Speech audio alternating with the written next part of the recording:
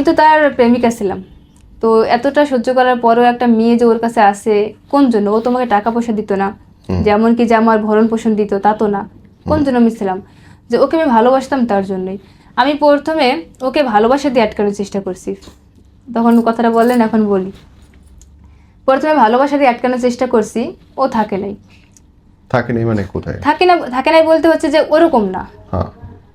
তারপরে বলে না যে মানে পুরুষরা মানে নারী মেয়েদের শরীরের পাগল, তারপর শরীর দিয়েও চেষ্টা করলাম, দেহ দিয়ে চেষ্টা করলাম, তারপরও আটকাইতে পারিনি।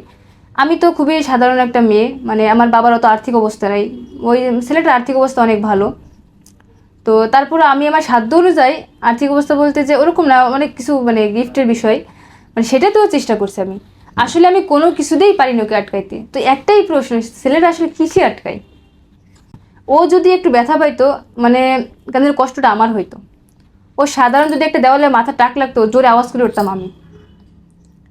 তো ওর সাধারণ হালকা একটু ক্ষত আমার সহ্য হইতো না। কিসে আটকায় ছেলেরা?